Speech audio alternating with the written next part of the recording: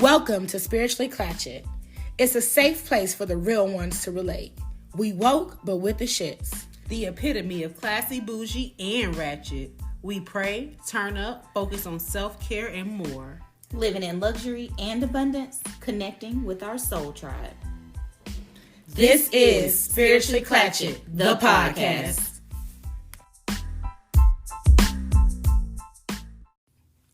All right, what the fuck is up? What's up? What's up? Okay, now you just made me think about Martin. I said I didn't know if I was going to talk about it or not. But anyway, welcome to Spiritually Clatchet, the podcast. We in the building. Time to check in with my ladies. What's going on, MGZ? I have decided that I'm going to start this weight loss journey. Welcome to the club. That part. Welcome, join us. D3. We've been waiting for you. So, yeah, I took the necessary steps to go to the doctor, put certain things in my home so I can cook, all of these things. So I'm really prepared. Level up, okay. Yes. And we know how to cook. Right. What about you, Pootie Lou? I'm on the same thing. Like, Fab Fit Fun. I've been trying to make a lifestyle change, period. Mm-hmm. Oh, yeah. You know, and I think I've been in the right direction. You know, there's still some hiccups here and there. But I do believe that attempting this combining period, even as a lifestyle change, in addition to what I'm already doing, I think would be good. Mm-hmm. Because I think overall, when I just like that proper food combining shit, I'm telling you, it's gonna flip shit up. For real. mean, I feel like a lot of times I've naturally eaten ways that these that show, and you've had good results during those times. And I also believe that a lot of the things that we are encouraged to eat and how they encourage us is intentional. Oh, of course, like, because they see what it fuels. Yeah, intentional how? Like to get you addicted, to make us fat. Make you fat. To make you sick. To make you need sick. The medicine that costs $1,000. Yeah. So I'm like, it's like, why do they give you that trail mix? With all the stuff. You know what I'm saying? That's supposed to energize you. Supposed to energize you, but it don't go together. No. No piece of fruit, no nut, and sugar. It like. And just period, I've learned how addictive sugar, like processed sugar is, period. Yes. Jesus Christ. I have a sweet tooth like no other. It's unfortunate, but I'm trying to live a healthy lifestyle. But right now, I'm really motivated by their birthday coming up. All those swimsuits I bought that's looking like I'm tied up sausage. I got to loosen up the string. What about you, friend? Well, you know, we all been on this little journey. I finally did a weigh in and I was like, I think my scale broke, but I think it's actually not broke. I'm down 15 since I started. Good, bro. Good. I had to get my calculator because I didn't know the difference. So I did the math real quick. So yeah, I'm down 15. Lit. You know, on my mirror I always write like where I started when I first went to the doctor and what the highest number was and where I am now. And it's a 15-digit difference plus some point somethings, but I don't add those because, you know, they be lying, those little extra dots at the end. 12 point whatever, like, man, whatever. What is just round it? It's 13, so it's 13. Okay, right. Cool. Yeah, but yeah, that's it. So we all on our grind to be extra fine. We already fine. We should be extra fine. Extra. And make these niggas and these bitches lose their mind. I just want to have space to pig out on my birthday. Pig out because we did the time. Okay. Like, let me earn this. Yeah. Period. I think it's a lot more of me having something to look forward to. Yes, that too. And it's a little bit more motivation. Like, okay, you do have this coming up, you got this coming up, and you want to look this way. And I don't want to be tired on the beach. That's the thing. I don't want to be tired. Like, it's hot as fuck outside. Man, listen, when we was walking in New Orleans, we was like, that when she said last week, like, we needed to recoup, like, we did at least 3 miles of walking. So should we stop drinking until then? Is that? I mean, I probably don't be drinking anyway. personally. I'm not really a drinker, so it's not like... It's social for me, so when we get together... I've been socializing a lot. So well, maybe just be more conscious in your socializing. Like, just only I'm a chaser. No chaser. Oh, okay. I mean, or, I mean, hey, if that works for you, but drink white liquor instead of brown. Or... white wine or like light beer, like just make a change. Seltzers, the seltzer thing. I think tequila is the best bet. I definitely would stay away from beer. Yeah, I'm not doing that. Beer is a no go. I can feel the bloat in my mind. I'm not doing it. But then also cap yourself off. If you don't have just straight tequila. But I mean, if I'm combining food like this, the tequila gonna hit different. It is. So I'm gonna be straight anyway. With just one shot. Get it good. Sit. Just get you tequila. You could probably do lime in it. Yeah. Something like that. Citrus. Like, citrus. You can combine it. Okay. Just the lime, though. We got to get the book, because the book is going to really tell us what... I know, but it's going to tell us what liquor rules, what the real rules are. Anyway, let's get into this show. What is our word for the week, baby? This week, the word is stalwart. Stalwart. Yes. This word was quite inspiring when I came across. And let me tell you how to spell it first, so you can look it up over there. It's STALWART, stalwart. Stalwart. It is an adjective, and it means loyal, reliable, and hardworking. Okay. Stalwart. Loyal. Somebody's last name. Reliable. I'll be Mr. Stalwart. Listen, if I find somebody with stalwart, I'm just going to assume the best out of you. Listen, that's the sentence this week. I require my partner to be stalwart. Yes. Hello. Period. I admire the stalwart characteristics in anybody. That's the word. I was going to say nature. Attributes. Let me run it back. I admire the stalwart attributes of my future partner. That part. Yes. Thank you, babe. Already in advance. In thank you advance. so I'm much grateful for being who you are with your fine ass. So, you guys out there, you know what to do. Say it with your chest. Use it with your friends. All right. So, yes. Next, the tea. Tell me the tea. It's thirsty. First of all, I wanted to start like on a little high note with good news. What's the man named Russell Wilson? Sierra's husband with his stalwart ass. Yes, he's definitely perfect example. What I think of when I think of that, like he seems to be all those things.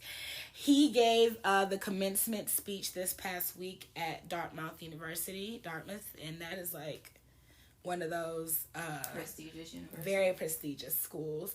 And also he received an honorary doctorate degree. I listened to a part of his speech. It was on the internet, and on top of knowing that he's athletic, on top of seeing how loving and doting and supportive and kind and endearing he is, he's also smart as hell and educated and well-spoken. And it was just like, yes, God, Russell Wilson for president. You know? Like, he is the change we need. Yes, for president. Come on, black man. Yes, the black man can. Yes. I love it. Like, it was just amazing. And then to see that he was awarded and rewarded with an honorary doctorate. So I'm going to call him Dr. Wilson from here on out. Like, oh, wow. I mean, honorary doctorate. From Dartmouth, you got a real one. I mean, I'm sure they don't give those out willy-nilly. I would hope not. I'm sure they don't have people come speak willy-nilly. I was about to say, when have they given them out? I'm like, they probably only invite speakers that already have doctor in front of their name. Yeah. I mean, so the fact, some type of credential. Listen, Dr. Husband Wilson. Ooh, Dr. Daddy Wilson. Everybody call him Daddy, I'm sure. Everybody in the house anyway. And you know when mamas be having kids, they don't say the daddy name no more. They say, go ask daddy. Go talk to daddy. Go find. So, yeah, Dr. Daddy Wilson. I like it. Dr. Daddy Wilson. And then also, after seeing that, I saw Sierra was out somewhere like doing like a remote thing where she was performing or on location somewhere. And he showed up and surprised her with a beautiful arrangement of orchids. Surprise me, I love you. Oh my gosh, it was. I'm sorry. And she was just like, "Oh my gosh, babe, what are you doing here? I'm so glad you're here." Surprise me. Surprise me. Yes, surprise me. I kind of like that's together. the best surprise. Oh my god. They married. They definitely go together. So I was like, "Oh my gosh, you just right." We finna. That night he surprised me in wherever Turks and Caicos with some flowers. We did it. It happened. He brings out the best in her too. Yes, I feel like she can flourish, and he does too, because like I feel like they just work well together. Like, girl, I'm gonna make my own prayer. I'm gonna pray that shit over and over again. Like, the perfect spouse for you. If you can bring out the best in me, then we on this top. Like, what are we saying? That's amazing. It really just is a matter of being motivated by the right person, because you already have to be in a certain place to attract them. Right. So if they come around and then they inspire you, like, you want your partner to be like a muse to you. You know what I'm saying? Yes. Like, yeah, I fucks with that shit. Mm-hmm. Like how Miguel sing, yeah, like. The way he do that, yeah, like I fuck with it like that. Like, oh no, what did I done? Okay. Oh, all right. Next, Jennifer Hudson. Also, good news for her. She is officially the winner of the EGOT. I feel like we were talking about that. Like, what's EGOT? The EGOT is when you've won an Emmy, a Grammy, an Oscar, and a Tony. Oh, okay. So those are the biggest like performance rewards you can get, and once you reach that status, you are considered an EGOT winner, meaning you've gotten something in every category. How many black people we got in every category? 2 real official winners: Whoopi Goldberg and now Jennifer Hudson. Oh wow! That's amazing. Also, John Legend, he has one because he got an honorary, I want to say, Tony for something. So does that really count? It counts to them because, like we said, Dr. Daddy count. They're not just giving out. I think they didn't give it directly to him because whatever the project was, he worked on it. It wasn't him actually doing the performance or whatever. Okay. So it was something like that. But... you know, and there's quite a number of people who are 1 award or 2 awards shy of, like, I want to say Viola Davis. She's a Grammy away. But we know Viola don't do music. But let her make a movie and get on the soundtrack of a Grammy Award and boom, she's got it. Oh, wow. So they're still away. That's how a lot of these singers become EGOTs. They worked on the soundtrack or wrote music for a play that won something. Okay. So, and then, but for Jennifer Hudson, she is producing, she's acting in them, she's singing in them, so that, and for her to be so young in her career too, right. Like, Whoopi Goldberg has been doing this for ages. She got hers a long time ago too. I want to say like in 97 or something like that. Yeah. But I mean, Whoopi broke out being on Star Trek. That's very geeky, you know, nerd culture, whitewashed. So she already had a huge following and a fan base from that fantasy sci-fi world at the beginning of her career. And she was funny. Yeah. On top of that, she had to stand up, and then she did the breakthrough shit with Color Purple. Whoopi's, you know, superb. I just would like to hear her whole story. I'm pretty sure there's a dope-ass documentary or an interview somewhere. Oh my gosh. This past week, I watched the documentary of Robin Williams. Let me tell you. At first, I thought I was going to be, like, sad and it was going to be so super heavy. Yeah. But I watched it and I just had so much joy in my heart for the mark that he left and how he just kind of felt like it was literally his duty to give to the world that much. Oh, okay. And I thought that, you know, he was like super duper depressed, and he did deal with that off and on, but overall it was like... That didn't take over his whole... It didn't. You know, he was able to find balance. He struggled with alcoholism and drugs in the past, all kind of stuff. So it was a very, very good documentary. Interesting watch. I'm gonna have to watch that. Yeah, it was good. Anyway, next on the storyline, we didn't talk about Robin Williams, but we know, love you, rest in peace. P Valley back, and has everybody watched these past 2 episodes? I watched the second episode, but I watched the first one. Oh, bitch, I watched both of them. I can't. You want to binge watch? Yes. I know. I understand. Follow it every week. I understand the sentiment, but I swear to God, I will literally watch it over and over, and okay, it's episode 3 about to come on. Let me watch 1 and 2. Cause I need to watch the whole first season over again because the first episode, it was I had too many questions. Tiebacks from before. What you was missing? I mean, let's think about it. They went off and then the pandemic hit, so that automatically tripled production time. You know, they was still doing open calls and auditions. This person, who is this person? And Karen was like, you don't remember such and such and such and such, and I was like, oh yeah. So, and guess who was in the first episode of the first season? I saw part of the first episode, but I was. You haven't seen the whole. So I noticed that Miracle Watts was in that first episode, and I'm like, is this? I ain't even see her. Is this where they met? Is this how this happened? Is this? I feel like they met before that. Maybe. I don't know. I don't follow their relationship, but I just saw it. And guess who else was in the episode? This most recent episode, and this is the only spoiler I'm going to give since you haven't seen it. Relly B. Really? He was in the episode. Yeah. Okay, I want to know how they put his ass in there. Who's his character? The end?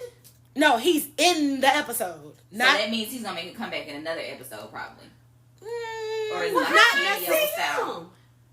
Relly B? Because you didn't watch the second one, did you? No, this is in the second episode. I said it's the only spoiler I'm gonna give since you haven't seen it. I'm like, girl, I was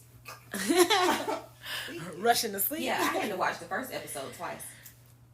I mean, I was like, I'm not following some of these things. We were definitely distracted. It was good food being cooked and smells wafting in the air. That was probably the best pasta I've ever had outside of a damn restaurant.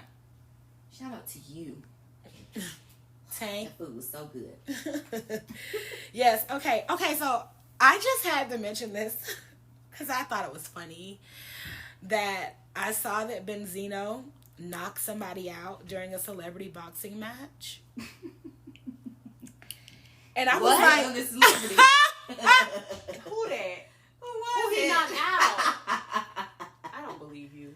Was it a crackhead? I want to see the video. Was it a crackhead? It was a homeless person. No, it was not. I don't believe you. Who he knock out? I guess no neck help you. How? How you supposed to bob and weave if you ain't got no neck? How you bob and weave? But maybe it allows for him to have more momentum going forward. Since oh my God! I actually saw the video of him. I don't know. His name is Razor Rosati or something like that. And here's a little clip.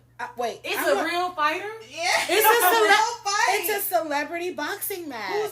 They ain't no celebrity. I never heard of Ray Rigotti. Razor Rosati? Oh, razor, like razor. See, like razor blade. Yes. Yeah. Razor. The thing is, when he knocked him out, when he hit the ground, he started flopping like a dead fish. Oh, like this! I can't believe this! Like he was like. I was like, that must be the anger just surging in his body. Like, I can't believe I let Lord Farquaad knock me out. Oh, no. Wow. So I was like, good for you, Benzino. You know. And what is his name? Razor Rosati or something like that. Rosati. But it is, the celebrity boxing is for a good cause. The winner of these matches get a $10,000 check of proceeds to go to their charity of choice. So his knockout was not in vain. One of these great charities got $10,000 in the name of him falling on his ass and flopping like a fish from Fist of Fury, Benzino, barbell, bare knuckle rapper what? Johnson. That's a good thing. It is the charity. The yeah. charity. Okay. The charity. All in the name of the charity.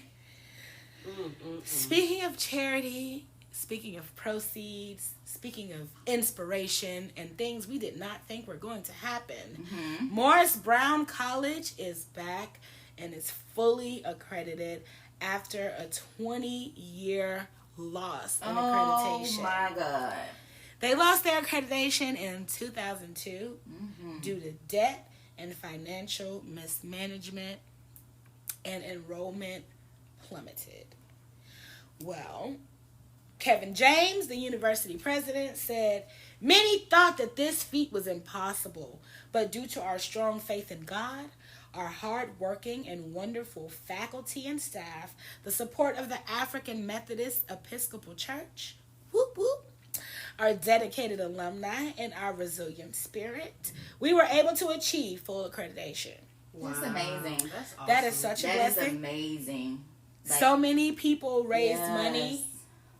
So many of the, they had a $1 million, what is it?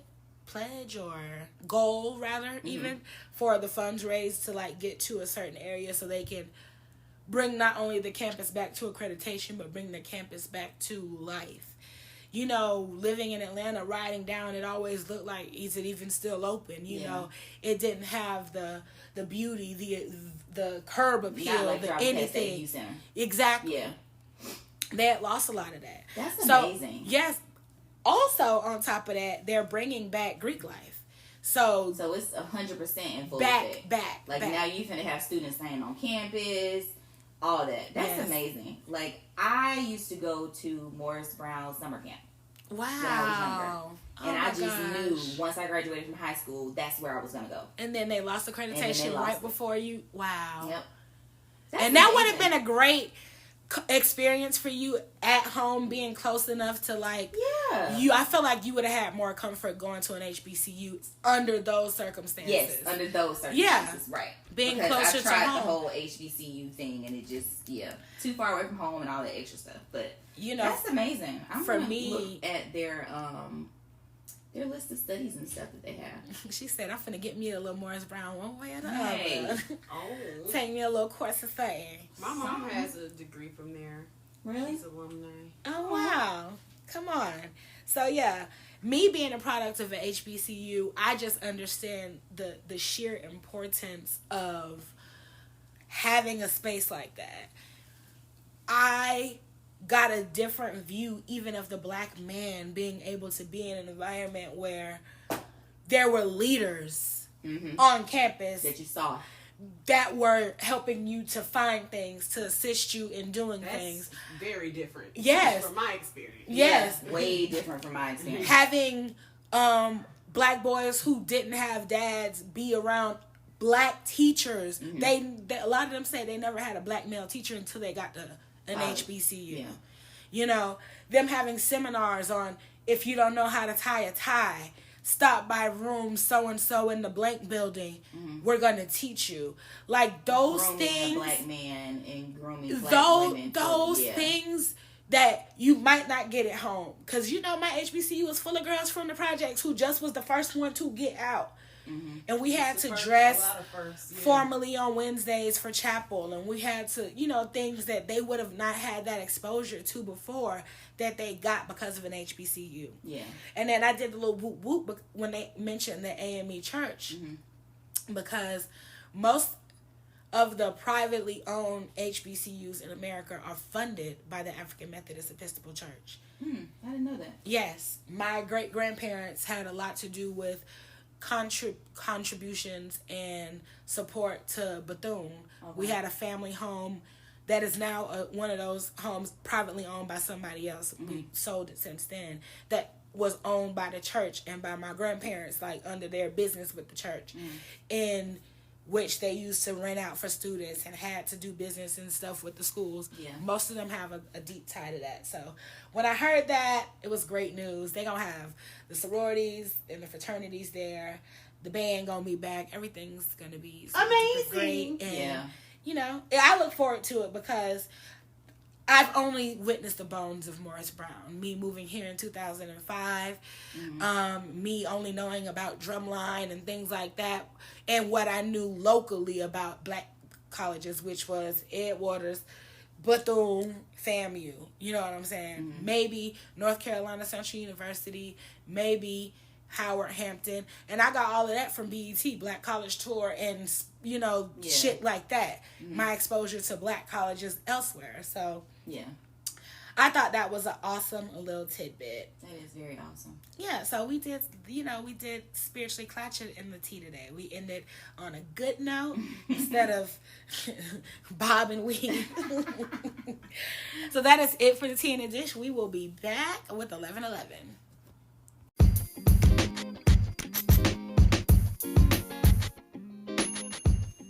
Thank you for tuning in to Spiritually Clatchet, the podcast. I know you're enjoying yourself thus far. Otherwise, your ass would not be here. You can upgrade your subscription from loyal listener to engaged audience member by reaching out to the show via Instagram at Spiritually Clatchet, on Twitter at SC the podcast. Send us an email to spirituallyclatchet@gmail.com or head on over to the anchor.fm app where you can leave us a voice message or ask us a question at anchor.fm/spirituallyclatchet. We need your feedback so we can offer you advice when you need it or provide you with a safe space to air out them grievances. Recommend us a word for the week, and we need you to bring us your horror stories each and every week so we can keep all these signs accountable. That's right. That's SPIRITUALLYCLATCHET, Spiritually Clatchet, on all platforms. We look forward to hearing from you. Now, back to your new favorite show.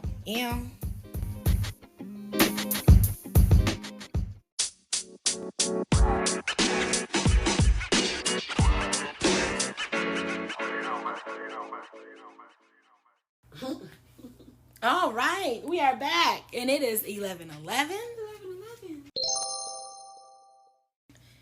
And it is time to get into the main topic for this week, and we are talking about narcissism.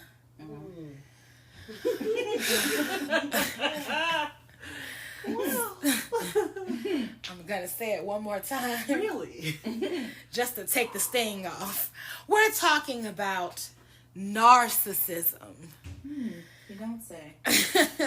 I did. Tell. So, in short, narcissism is an extreme self-involvement to a degree that makes a person ignore the needs of others around them. That is just the short and simple version of it. Self-involvement to a degree that it makes the person ignore the needs of those around them. Okay? It is important to note that narcissism is a trait. It's a trait. But it can also be a... I told y'all, motherfucker. You sorry. I told y'all, motherfucker. I forgot about my 11:11 alarm. Okay. It is important to note that narcissism is a trait, but can also be part of a larger personality disorder. Not every narcissist has narcissistic personality disorder, or NPD. As narcissism, just like autism and sexuality, is a spectrum. Yes. You can be light level, because I feel like all these things, as human, we all have a tendency to absorb, take on the role of any of these traits, good, bad, negative, detrimental, super positive, Like, it's possible. Yeah. Somebody could say that I'm a narcissist. Right. I don't feel like that, but there's certain levels of me that won't budge when it comes to the line of what I would do to myself, for myself, versus another person. So is that narcissistic, or is that a boundary you have? It might, but what I'm saying So is... it could be a trait and not necessarily like an encompassed whole description of your being. Yes, exactly. Like something that I might do might come off as narcissistic. Yeah. And it might be a boundary. You could be the adjective and or the noun. Is the difference. Yeah. It could be a one thing, and I'm like, well, maybe I'm not caring about the needs of others. Somebody say they gotta pee, I'm trying to go get me something to eat or get to the bank before they close, and I'm like, we can't stop, Yeah. the person who got a P might be like, bitch, you know, you're so insensitive, and that's, you know, a narcissistic trait. I'm just using this as an example. I would say in listening and just processing, maybe even in certain types of situations or relationship, people might show up with that trait. Yes. Because of an experience they've had. Yeah. But that doesn't mean that's who they are. Right.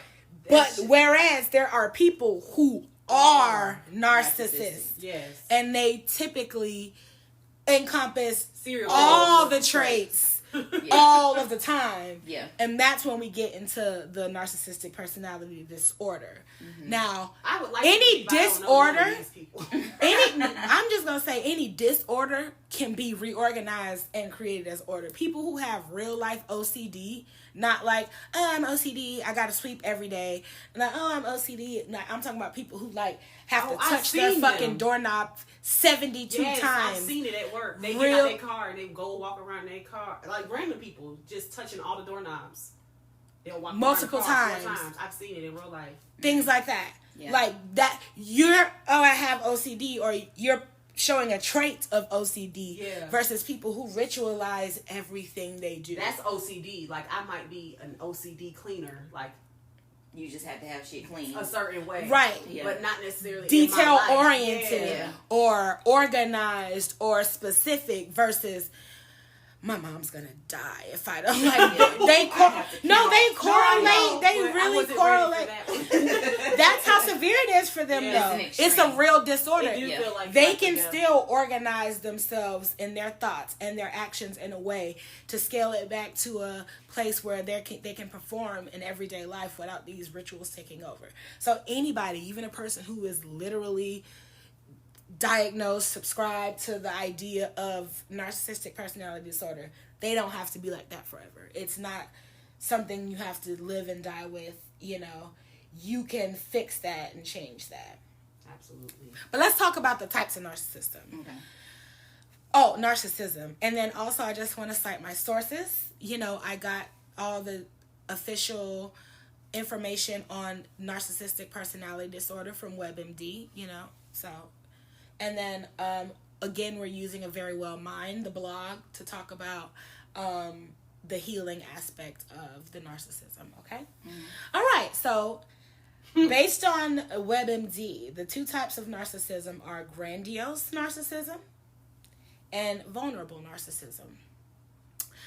Grandiose narcissism is people with this behavior are most likely to be treated as if they were superior or above others during childhood. These expectations can follow them as they become adults. They tend to brag and be elitists, can also be aggressive, dominant, exaggerate their importance, very self-confident, not sensitive at all, insensitive to people. So KKK. Perhaps. Children of celebrities. Mm-hmm. You know, people from the hood who mama tell them. Leo man.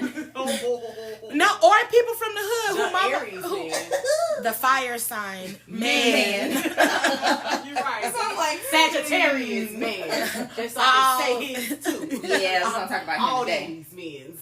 We're gonna talk about Sagittarius today. Are we? We are. What? We talking about narcissists? Hell, might as well. I'm like, wow. That's hell. That time. What a great way to purge. Isn't it? Wow. Like look at God. Mm. Jesus.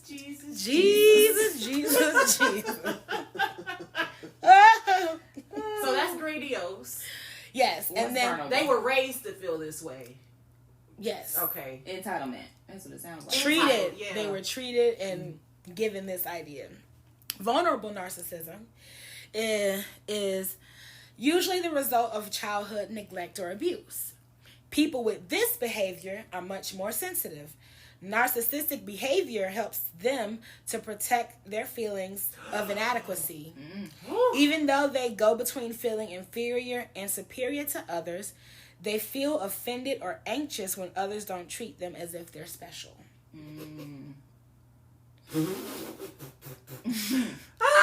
Vulnerable narcissism. That is crazy. Overall,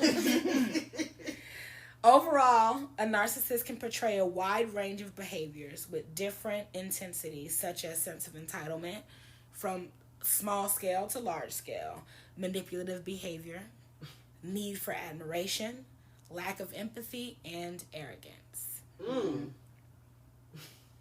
How many narcissists do you know at this moment? Like, just based off all of this. One in a possible. I feel like all the flags. Oh, bitch, I know two. All the Because flags. you just said and I remember. Yeah, I know another one too. Oh, I don't know. Send it to me. You know. Vulnerable narcissist. Oh. Yes. Yeah. Yeah. Anyway. Oh my God. Jesus. Jesus. The will. So, anybody who is in relationship with a narcissist, whether that be willingly, whether it be by family, whether it be by a job association, sometimes it could just, be in passing. We are affected by that. Yes. Very much so. So yes. There is a such thing as narcissistic or narcissism abuse. Mm-hmm. And it is a form of emotional abuse perpetuated by someone who suffers from narcissism or sociopathy.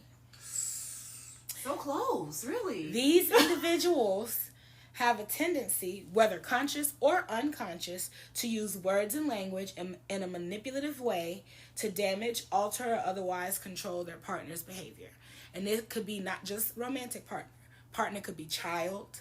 Mm-hmm. Partner could be business partner or subordinate at work. Partner could be... Oh my God, I just added another one. 3. Oh! The more you know. Oh, alert. They use words and language to manipulate the other person. So that could come across a lot of different ways. There are children being raised by narcissistic, abusive parents. And these parents don't know that they're doing this because they could be conscious or unconscious that they're just using things or saying things that is going to incite that into a child. Mm-hmm. Yeah. So, some of the effects of a narcissist abuse is anxiety, depression, PTSD, loss of self-worth and self-awareness, inability to forgive yourself, physical symptoms will manifest, people-pleasing, self-destructive habits. Can we pause? Let's just take another deep breath. Sure. Too much.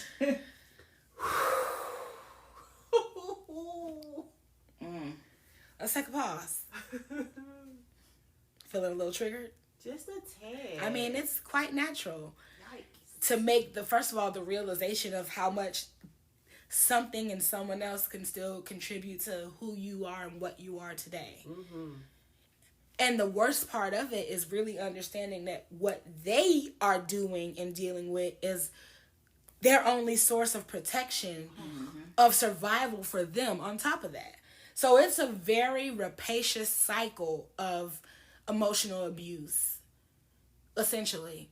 And it's creating an environment of, stress. Yes.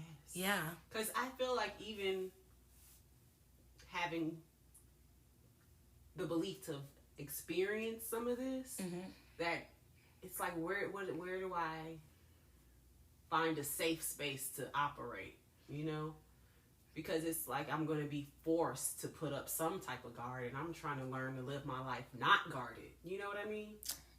We got some tips at the end, but... Yeah. I of course. I think that's where boundaries come in. Woo! Yeah. Yes. And coping, because there's only so much of a boundary you can put up when it's a relationship that you can't sever ties. Right. And also, I do. So there are certain things you have to cope with, but in a healthy way. Yeah. I was going to say, I take full accountability always for myself and my feelings. So I know that a lot of times it has to do with perspective and how you're willing to receive things. But that takes a level of constant awareness when you're dealing with people. But that's what you said, constant awareness. Yeah. Yeah. I think the best thing is to be Vigilance. If you have a certain level of self-awareness, then it's constantly being ingrained in you that hey, everything isn't always what it could possibly seem. It could always be a little bit deeper. Yeah. That ain't none of my business though. All right, well, let me finish this list of the effects. It's not that many more. All right. Excited. Yay, learning what else we need to heal, basically. Yes, absolutely. So fun. Out. Yummy. But there are also cognitive effects: memory loss, brain freeze, emotional distress, irritability, mood swings, depersonalization, effects on children, and trust issues. So being in a situation, short-term or long-term, where you're dealing with someone who has narcissistic traits, a number of them, a little bit of them, or a whole personality disorder, is going to be a process to heal from and grow from and learn from. And it is definitely 100% possible. Yes. I think we can add codependency to that effect as well. Baby. I mean, right. I mean, if all these things, yeah, I can definitely see that. But, and I think it says something about it in the help part, but dealing and healing from narcissism. Yes, tell me how to heal. So, are you saying how victims of narcissists heal or the narcissist heal? Either or, because when you think about it, it's still the source of it. Two things: being lied to as a child, that's a lie. Being like, the world is not going to treat you like that, baby. At all.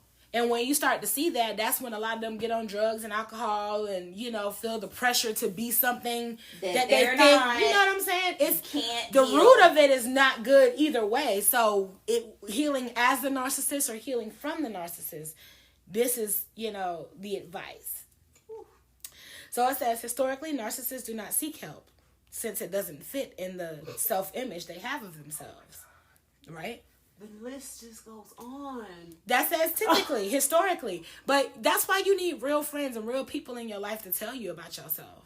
Like, that's why you need people to check you. And that's why it's important for me to be in relationship with people that I can be honest with and tell what I see, what I think, what I feel. And not, oh no, bitch, I'm telling you about yourself, but I'm sharing from an honest place. From an honest place. And it's constructive criticism. It's if I can't be self-aware, but in construction, shit gotta get knocked down with people that have my best interest at heart. And honestly, it's just a bruise to the ego. That's because it's not taken away from who you are. And your ego is the worst thing that you could use to define yourself. Yes. There's a video going around on Instagram of a clip with B. Simone and one of her friends in an interview, and they were speaking on when you date a woman that she should have at least 2 or 3 good girlfriends for these very reasons that y'all are pointing out. Yeah. And recently it's brought, I've had to consider the opposite. Like those type of women that be like, dating men that have a nice tight also circle. has to have a certain level of accountability around him as well. Mm-hmm. And when they don't, you definitely can see it. Got to question why. Yeah. This is what I've always said. Or even, what does the circle look like? Or what's the trajectory of your relationship? Like, why do you have this friend? Because you know what? There's always that opposites attract spectrum where even in a lot of the movies we have, there's the do-right dude from the hood with the reckless ass friend, Tupac character, and the Morris Chestnut with the football. But they always seem to connect on some deep level. They connect on the experience, but half full, half empty. There's people who grew up with those narcissists in the same environment with the same conditioning and chose to conduct themselves and grow and look and feel and say, okay, something's not right here. I'm going to do different. And the few narcissists that do seek help or feel like, okay, my relationships are failing or what's about me, my hope is that what I know to be true is nothing stays the same. Nothing. Right. We can put a brand new table untouched in the middle of a room and close that door for 100 years and open it back, and it would have changed. Yeah. It doesn't stay the same, nothing.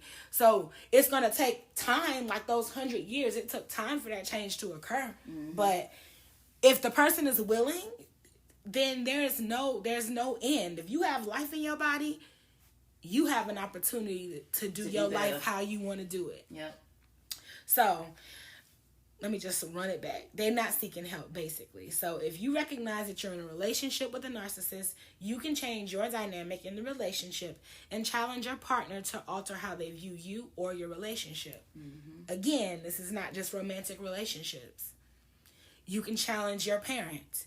You can challenge your boss. You can challenge through HR. You can challenge your teammate. You can challenge, the person on your in your group project, whatever it is. And it doesn't necessarily have to be like a confrontational challenge. No. It's just a lot of changing times is challenging. You are, and you change your trajectory of things and how you work out. The other person that's willing has no other option but to change. If you recognize narcissism in yourself, you can begin to change your self-esteem to self-compassion. Right. This means treating yourself with kindness instead of comparing yourself to others. Because I feel like that give yourself some grace. Is definitely more so a nod to the grandiose narcissism, being able to be compassionate with yourself instead of comparing yourself to others, because that's kind of the birth of the narcissism. You being taught that you're this versus everybody else. Right. So just accepting yourself, because that's very restricting, because then you have to hold yourself to such a strict standard, and it's unrealistic because you didn't even give that to yourself. Somebody else told you you're this. Like somebody's mom raising them like you're gonna go to the Olympics. Like you might not even like the sport they put exactly, but you're living your life based on your value. If you went to the Olympics or not, if you place in the Olympics or not, if you know what I'm saying, and that's not true. And then your wealth, your health, your value is placed on this ornate thing that means absolutely nothing to the core of who you are in your spirit. Yeah. All right. So, if it's you, be compassionate to yourself. It takes time and energy to heal from betrayal, heartbreak, gaslighting, financial losses, or whatever else caused by an abusive partner. Recognize and accept your feelings. You may experience a range of emotions from grief, despair, depression, anger, anxiety. Next step, educate yourself. Learn the traits of a narcissist and what constitutes narcissistic abuse to more easily recognize when you are being manipulated. Join a support group or reach out to a therapist or counselor. They can equip you with more tools to help you heal from narcissistic abuse or any kind of emotional abuse in a safe, non-judgmental space. Finally, the cure to it all, practice self-care. Make sure you're getting enough sleep, eating healthy, and engaging in activities that you find enjoyable, i.e. dance, hike, sing, paint, run, strip, pole dance, ride a dick, suck a dick. Oh. Whatever makes you happy. I'm trying to add some sprinkles. I'm really horny. Okay. So sorry. I am. Thanks for letting us know. It is that season approaching. Horny season? That season? Hoe season? Hoe season. No comment. I got hoe fever. It's time for hotivities. Oh my! I got my hot girl vaccination. Yeah. Do you guys think you ready for penetration? Ooh. Do we exhibit what? Are we still talking about narcissism? Yes. Okay. Narcissistic characteristics.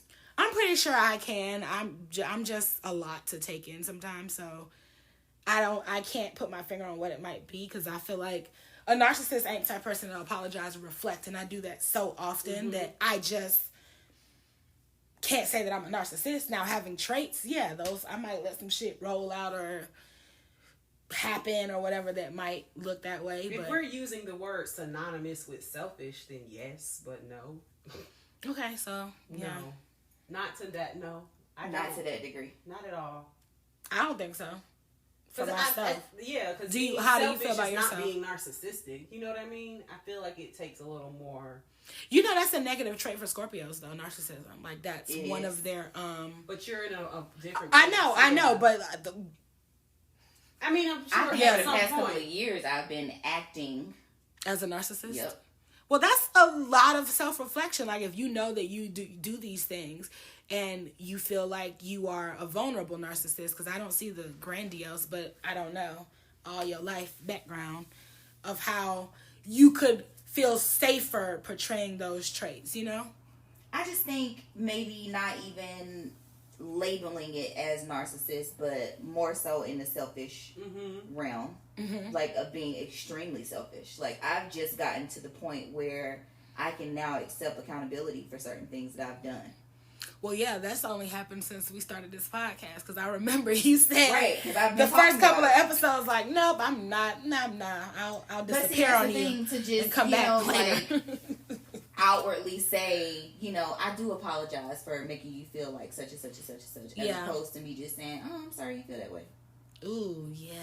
You see what I'm saying? Because it's I won't necessarily say it's because of how I was raised, but growing up, I was put in a category of you were here for no reason. You see what I'm saying? So was it better then, or were you just elevated? You know what I mean? Like, were you told you were better than somebody, or were they just telling you were great? I was just being told I was great. I don't think that's the same. But never to...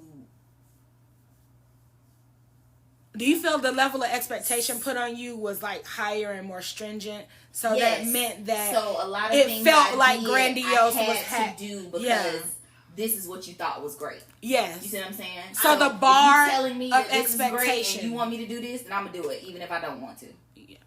So I feel like when we on last episode, you in the T spoke about T.I.'s son and how he behaved at White House. That is an example of a narcissist raising a narcissist. Yes. Yeah. Yes. Like, absolutely. You're better than these people. Not you're better than to be arguing, but than these people. Exactly. Right. So, exactly the difference. Exactly. Yes. Okay. But I feel like the difference would be he's raising him to be a grandiose narcissist, and if anything, like she said, it would be vulnerable narcissism. T.I. probably came from vulnerable narcissism. Right. And then he got money, so that validated, I'm not that poor, broke, nobody no more. Now I'm really somebody, and you gonna treat me as such. I'm the king. I'm the king. I'm the king. Yeah, his son's name is King. Look, come on. Anyway. Anyway. I'm done with the pot. The eggs is finished. That is it for 1111. If you'd like to learn more about narcissistic abuse or narcissism or where you can get help, you can visit the internet. Google it. Do your own research. You can go to Google and type in Very Well Mind, the super dope blog that has lots of articles and information about all kinds of things that we need healing from. And you can use your insurance to book an appointment with a therapist or pay out of pocket. Hope that helps. Love you. We'll be back with more.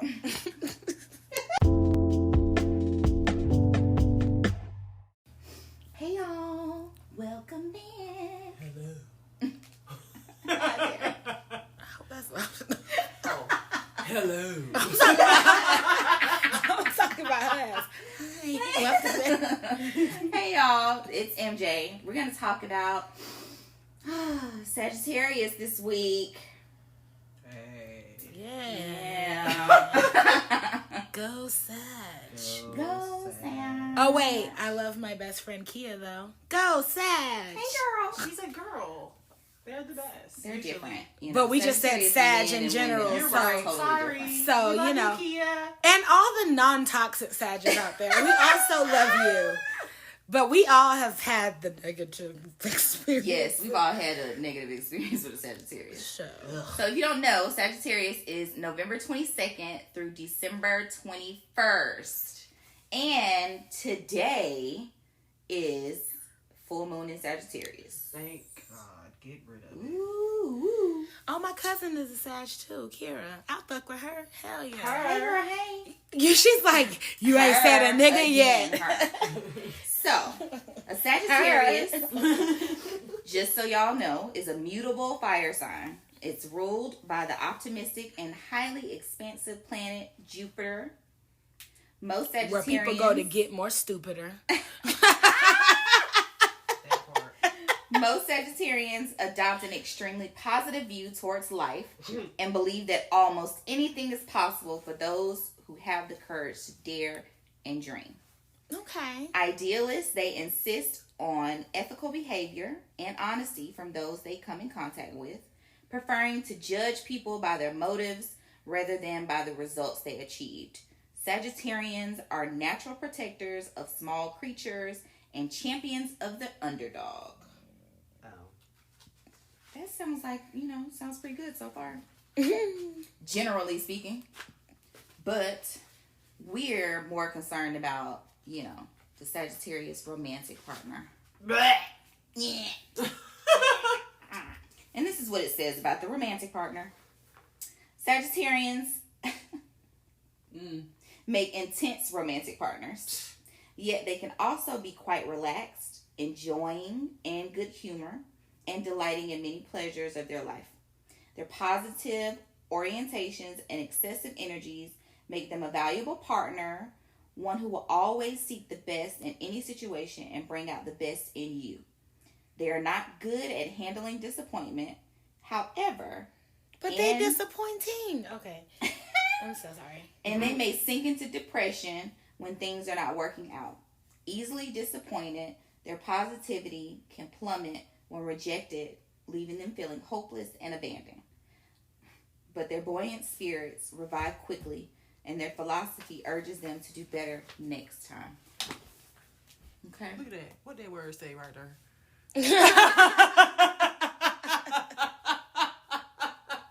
What is that? Stalwart. Oh. We gonna come back to that. We gonna come back to that. Okay. Told you I know my stuff. So the question was, have you... I'm so sorry. Little light in mine.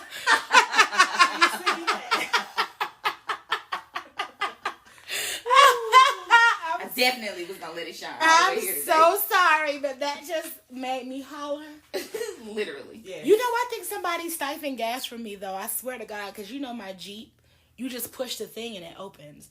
And I was like, I swear I should not be on my gas light. Like, they probably did. I literally think somebody stole some gas from me. Like, they must have needed it. I swear to you. Cause I got in and my gas light was on, like, within, like, anyway. Sorry, y'all. I'm gonna just tell them so they can understand the interruption, because I don't feel like cutting this shit out of the show. Anyway. It was funny. I just saw a picture while I was going to I dated a Sagittarius support group on Facebook. And it was a picture of a gas light indicator. And it said, "This little light of mine, I'm gonna let it shine." Whoa. I mean, it was literally shining. It's shining. It's shining. Before we already was talking about gas. That's why it made me holler. I guess it's just not too much of a shock for me, because when I was in California to fill You're up, still like... It was about $75. So me filling up today for $75, I was like, damn. I done had it good for the last year or so. So what the fuck is gas in California? $7? Shit. Probably, or it may be the same. About $4 or $5. I don't even know how much gas is now. I just know gas in California would not be the same if they're going up because of inflation. If but it doesn't necessarily mean that it's only going up all the way around. Huh? It doesn't necessarily mean it's going up in California. It could be going up in the South. I don't know. They got inflation going on around the world, regardless of if it's just gas. Groceries, everything is going up. Is it? I don't really shop for groceries. They just want people to be sad and stressed. I'm not, and that ain't my business. Yeah. But I'm not really worried about it. Yeah, not at all. Let's get back to these Sagittarians. What you were saying now? Anyways, the question was, Yes. That's the horror story. It's called horror for a reason. It's definitely a horror because these comments they're kind of funny. Yeah, kind of funny. Have you ever dated a Sagittarius? Was the question. Define date. And so the comments were people who dated them, people who come in contact with them, and people who are kind of still dating them. So one girl said, yes, I've dated a Sagittarius and honestly fell deeply in love. The thing with the Sagittarius is that they're unpredictable, but sometimes predictable, if that makes sense. They're understanding and have the same interests. They listen and care for the most part. The thing with Sagittarius is they're very friendly with both of the genders, which can cause some misconceptions. But if they love you back, they won't do anything to hurt you. They are smart and can have many interesting conversations with them. But the cons of them is they are stubborn and selfish at times. So then a response to that was, my only real relationship I've ever had was with the Sagittarius. We lasted 6 years together. If it weren't for certain factors in our lives, I think we could have been perfect together. I will say, though, I think I'm most compatible with fire signs romantically. Sagittarius aren't as sensitive and romantic as Aquarius is, because I am Aquarius. I didn't find a deeper connection. On surface, we both enjoyed free-spirited activities, but on a deeper level, they aren't as compatible with an Aquarius. Then another girl said, it was almost a competition. I mean, we were together for 10 years and married, and it was literally a competition.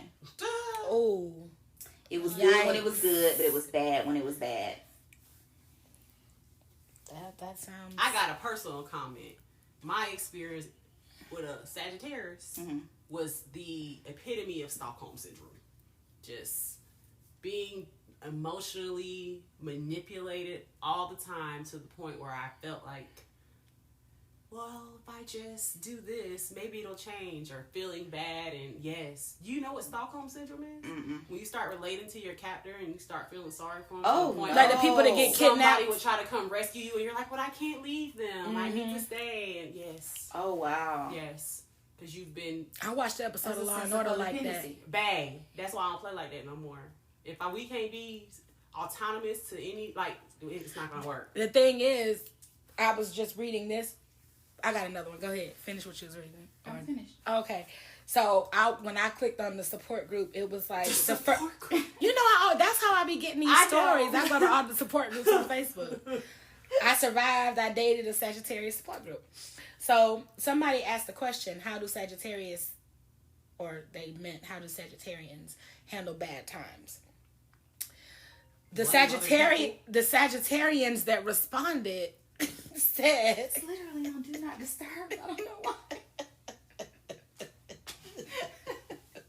Sorry. The Sagittarians who responded say, cry and isolate myself. Cry, smoke weed, isolate. But a person who's dating a Sagittarius said, I've been with one almost 8 years. Sometimes, and I don't know why.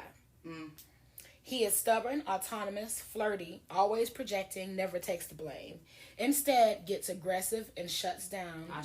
Listening to music, will never say sorry. It's infuriating. Also, self-sabotage. That's basically what she said they do. I can second that. Yeah, when they get to the place of shutdown. So, you know, that's how they handle things. When they don't have a proper way to cope, let's just say that. That's their form of escapism. I can see it. I definitely can see that. Yeah. I was raised by a Sagittarius. What? Male or Male. female? I'm sorry.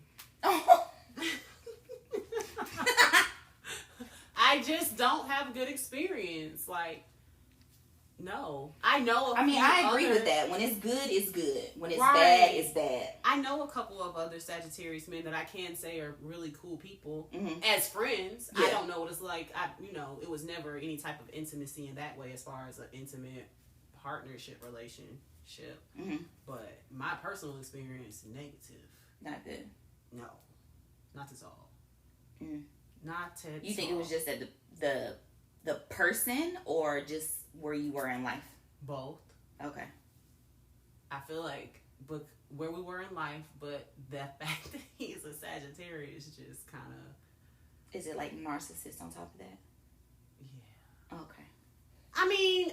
Or underneath it. I'll give room for, growth and error, like benefit of the doubt. There's only room for growth and benefit of the doubt when they can acknowledge that there's room for growth. So if you can't confidently say that he can acknowledge that there's room for growth, then... I believe in magic, so he might one day wake up and acknowledge it. I don't know. But and what I said, it's like, hey, you just... As long as you still have life. Yeah. As long as you're still alive. I do believe it's possible. I ain't hoping for it. Yeah. If it happens, great for him.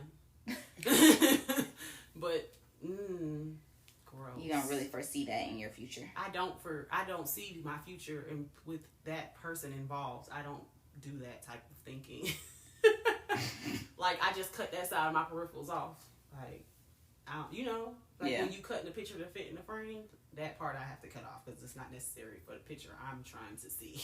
Sorry, not sorry. I don't even know that man. Sorry to that man. Sorry to that man. I never seen that actual viral video. I just heard so many people saying it. I just say sorry to that If you see her, that's how I want to live my life. This Sagittarius man, how she was like that video. I didn't see it. I don't know what it is. Yeah, she said, sorry to that. I want to be like that. Tell me what happened. It was like they she were was showing very her matter of fact. a picture of someone, and she was like, I don't know him. But it wasn't like in a defensive, like... It felt very Pakukaranti, like what Pakukaranti would look like. She was real cool, calm, and collected. I don't know that man. I wouldn't even know him if I was walking down the street. Yeah, like... I don't know him. Sorry to that man. That part, I want to be like that when it comes to this situation. It's gross. Otherwise. Do you have a Sagittarius personal story to share? Mine is a secondhand story, so... I mean, we could just...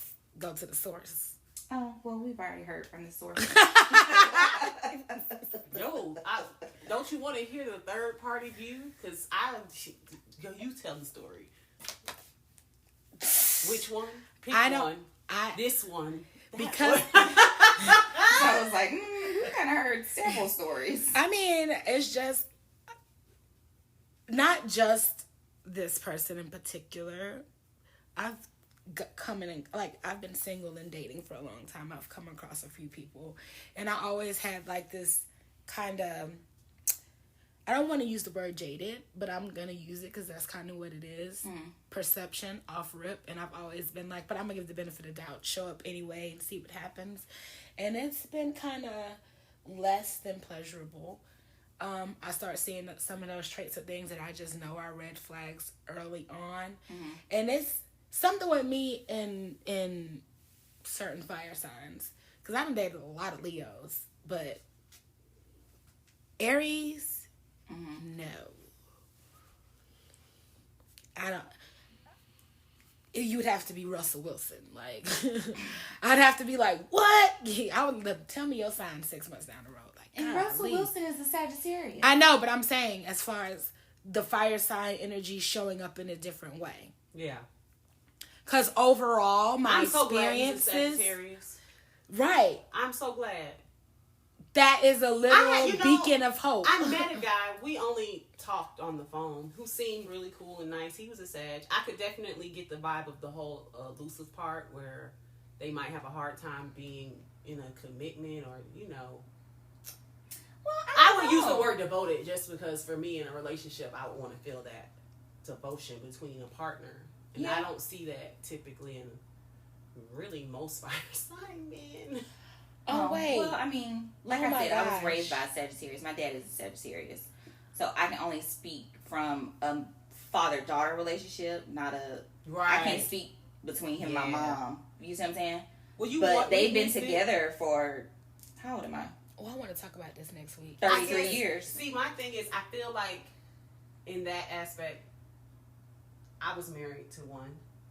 I believe he would have stayed married if I was okay with what came with it and all the other things. Like, you were devoted to the idea of marriage. Not to me as your partner. To the actual marriage, the work that it's like they're because that's what I was thinking. With, like the image of the title, all of that, and that's what it makes you look like. That's what I was thinking when I saw that post, and it was like, we've been together for 8 years, and then another one was like, we was together for 6 years. I'm like, they ain't got a problem, and I'm putting this in air quotes, committing, because if they're living their life based off of status, image, things like that, having a partner is beneficial. It looks like you're thriving in a way. You got somebody who rocking with you for XYZ amount of time, you know. And in our society, patriarchy is pushed, and most of the time in that type of role, the man with the woman, they look at them as a prize, a trophy, like an accessory, to an extension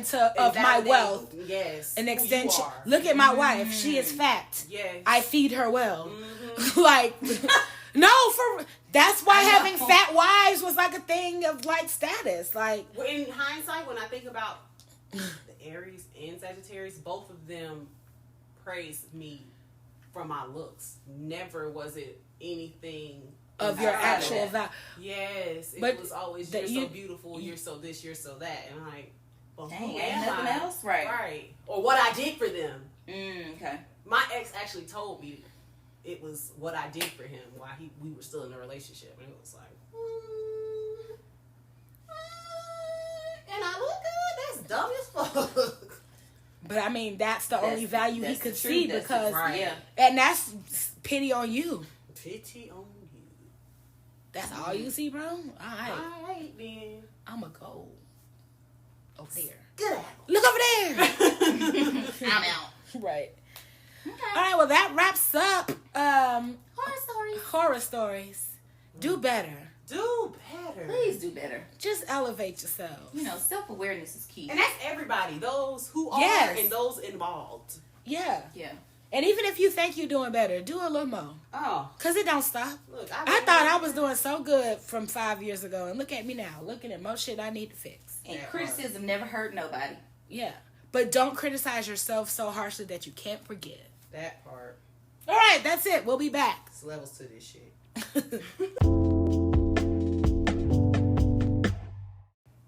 All right. We're back. And it is time for advice and grievances. And this week we have a voice message. So we're going to play it and tell them what we think. What can we do for our future generations when it comes to gun violence? How can we encourage our youth today to prevent them from using guns as much as they're using them today? I'm so alarmed about this, as I've seen the case. All right, Miss Ma'am.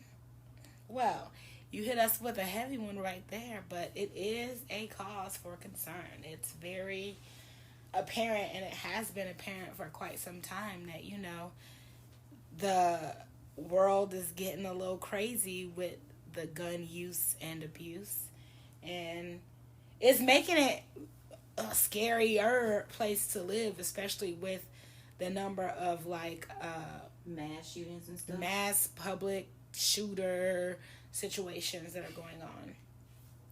But I don't know if I'm gonna go super deep on my response to this, because you don't even want me to get started with conspiracy and how I really feel about it, because I'm just going to drop this little coin. You know, the powers that be are very specific in painting a picture over here, sleight of hand, I'll say. Doing things right in front of your face, but really doing something else. Right. The Buffalo shootings, one of the people who were shot in that mass shooting in Buffalo was a black inventor who had invented a water engine. An engine that thrives off of water, not gasoline. So gas prices are going up. So quite naturally, the people who run the oil industries are the people who run the United States. That's why every time there's a Democrat in office, there's a oil run war fuel thing. And when there's a Republican in office, there's some tax and money shit going on. Like, they know what the fuck. So I just feel as though if you don't want your children having guns, don't buy them for them.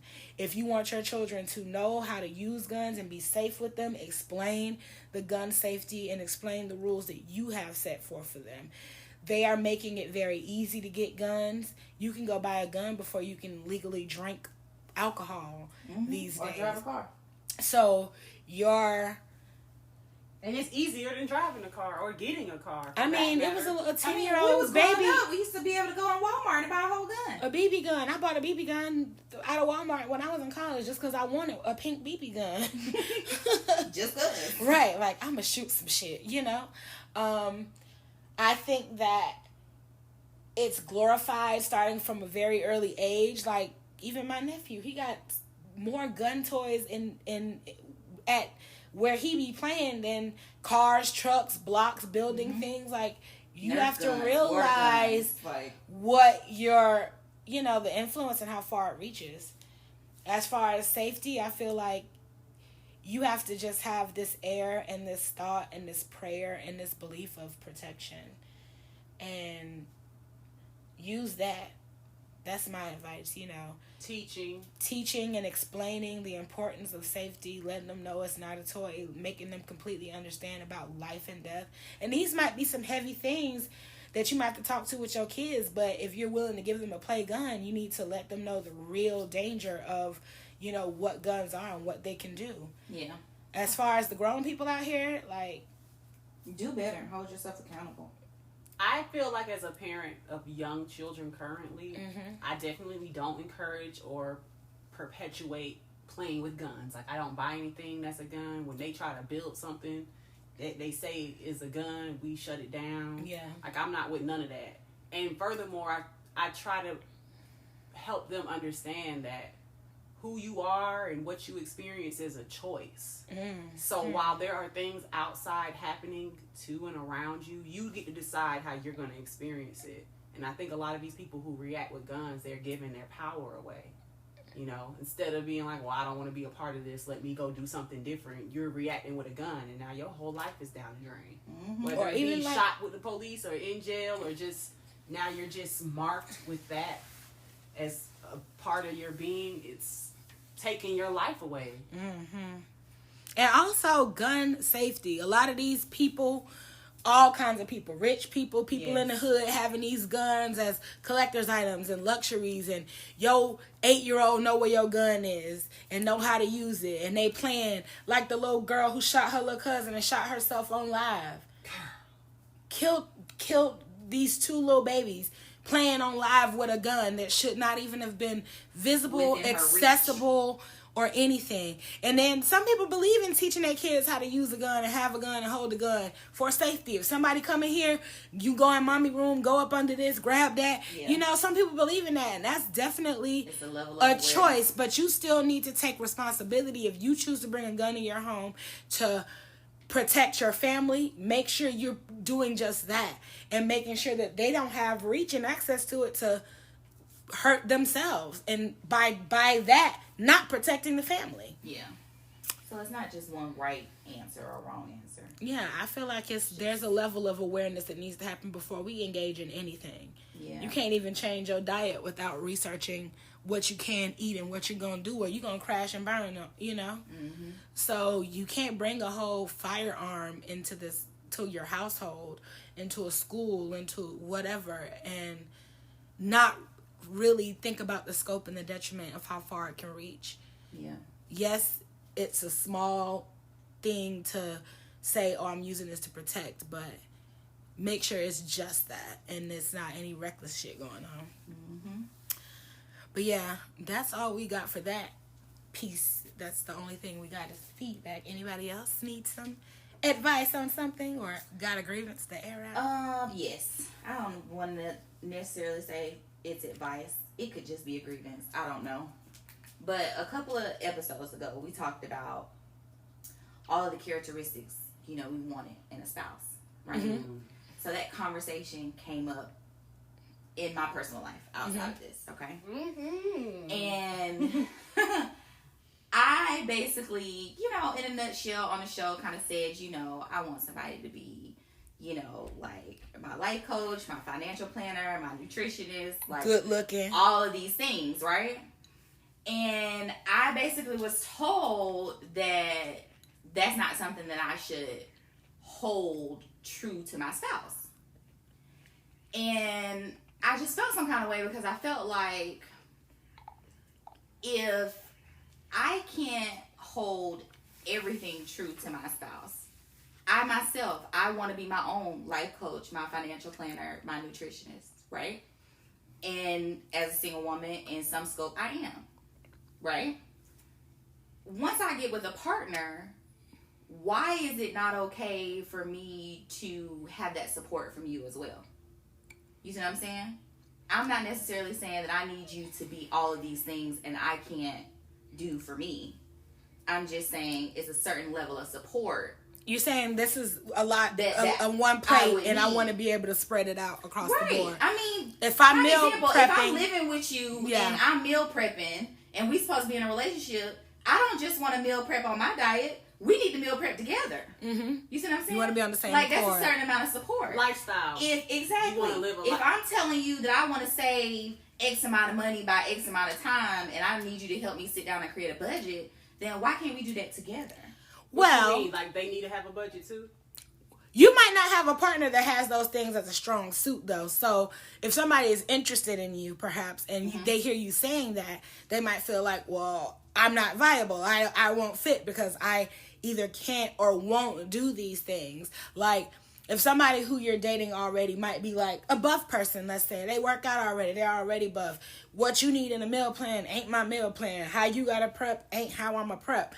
I work out, 2 hours a day. I can eat what the fuck I want, Which may be true, but if I'm telling you that it's a certain level of your example of a buff person and me, if I'm telling you that this is my desire, right, as a supportive partner, even if I cannot meet you the whole way, right, it's still my responsibility as your partner to be supportive in that. Right, yeah, I'm not going to the gym for 2 hours. I'm not going, you see what I'm saying? But I'm not going to the gym for 2 hours with you. But if you want to stop in and do 30 minutes with me, okay, fine. You see what I'm saying? If I got a meal prep and you don't, then you can sit in the kitchen with me while I'm meal prepping. You see what I'm saying? You want it's a certain level of support with you. Right. You want a partner, like. Exactly. That's what I think a partner is. So I'm not wrong to think that. You're not wrong to think any of it. Levels to it. I'm not saying that I need you to be this for me because I can't be it for myself.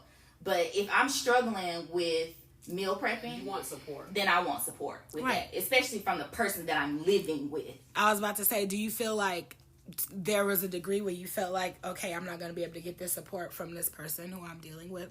Or do you feel like you were made to feel wrong for wanting that level of support? Yeah, absolutely. Okay. Yeah.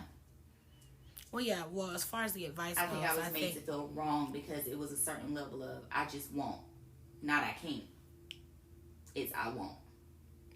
So you're saying these are the needs that you're expressing and that you feel like they were flat out like, no, that's unrealistic. Next, no, it's not going to happen. Just because in the grand scheme of things, you probably overgeneralized.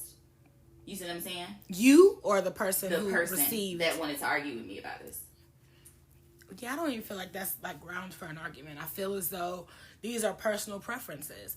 Right. If I feel in my life I need somebody who's going to pick up the slack more than I ever will because I know that I'm a slacker sometimes, that's just what I need. And you can't tell me I'm wrong for saying I need that. You might just not ever be the person to do that. Because you might be like, you're a slacker. I'm headed this way, And that's fine, because you might have been weighed down by somebody before or felt like you're limiting what you're able to do. That's not the kind of partner that I want to need, though, So, duly noted. And if there's not anywhere that you feel like you can compromise as the person who's being asked to, support me, maybe you can get specific in ways that they can give their support. So instead of it being like a general bubble of I can't do shit and I need you to like be here, because they might read that as like codependency, or they might read that as something else that they can't particularly verbalize. I think you can get specific about what you need or find another way to say it, because a lot of times it seems like you're just not being heard, and it's like it's just not being understood. You see what I'm saying? Yeah. So I feel like it's worth trying to maybe address in a different kind of way. Like, okay, maybe you didn't fully grasp what I was trying to say. Let me say it like this. Right. And if there's still like no willingness to like see or understand or meet you, that's just confirmation. Like, that's not what I need. Because I was gonna say, for me, first hand listening, it would be off-putting to me, just because I have a trigger with codependency. You know, I don't want to be in a relationship where I feel like the man needs me to need him. Like, I'm going to be attentive and, you know, a partner, but if you're like expecting me to nag and beg and, you know what I mean, be up your ass for real, I don't want to be a part of that. Yeah, that's not going to happen. You know, but I definitely see, like, I want to be a partner. I want to be a part of all the parts of your life and not just like a passerby or observer. Like, I don't want to, like, as a partner, I want to be a part of all the same things, right? But let us together, we both plan what we're going to be eating. Yeah. Just because. So you want, like, a partnership. Like, I want a real partnership. That's what I desire, a partnership. I feel like if I cook the meals, you wash the dishes. Maybe not every time, because I'm fond of the dishwasher. But what I'm saying is, like, try to help me. Like, be willing to help. Don't just sit there and be like, yep, bring the food, you know, like. Well, whatever the partnership is for you, as long as you're willing to do a part. I'm saying specifically for me. Right. If that's how I feel. If I cook the food, wash the dishes. Or say I'm going to prep the food. Or say I'm going to order in tomorrow so you ain't got to cook. Like, I want to see that what I'm adding to the relationship is not only appreciated, it's being reciprocated as well. And maybe you don't know how to cook. That ain't your strong suit. Maybe that person don't know how to create a budget. Or don't know how to come up with a workout plan. But they can do something that says, I see you and I still got your back. Exactly. So, you know, I think, like you said, if with you being broad about certain things, it's hard for them to discern and fully understand what you want other than every fucking thing. You see what I'm saying? Yeah. Versus saying specifically, no, I kind of just need a partner that's going to show up in this way. Yeah. Yeah. So, yeah, that's my little piece of advice. Hope that helped. Her piece of advice. Got it. Yeah, see, that's what you took from that? Good. I know I said a lot of shit. Generally, that's what I took. Good. No, I'm glad you got something. I don't want to just be talking to it and be like, girl, what the fuck you just said? I didn't receive nothing. So you took something away from it. And it made sense. It made certain sense. So I feel accomplished. All right, Pootie, do you need advice about anything? Or can we go ahead and wrap this show up? I'm ready to go. All right, well, give us our closing affirmation. Well, as we continue to repeat to our audience and ourselves to do better, the affirmation today is, I always have room for growth. And also keep in mind, possibilities for my life are limitless. Yes. Yes. The possibilities are limitless because there's always room for growth. Growth, change, reconditioning, whatever. Yes. Always room. There's always space. There's nothing wrong with you, but you can always be better. Yes. Yes. Acceptance is always the first step. Yes. So that's there's nothing wrong with me. Where I am, how I am, what I am is okay. However, I could always be better. Because when we get to that, I'm okay, I'm fine. Is this my highest? Is this my best? That's always the questions that I ask as far as relationships, as far as what I'm selling for, as far as a job. Is this what's highest and best for me? And I got that from Catherine Ponder. Like, highest and best. Those are just the two things that is like, is this the peak of where I can go?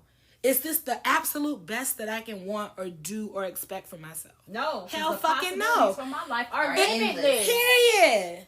So that's it. Have room for growth. Yes. Always. Well, that wraps up this week's episode of Spiritually Clatchet. Holla. Later.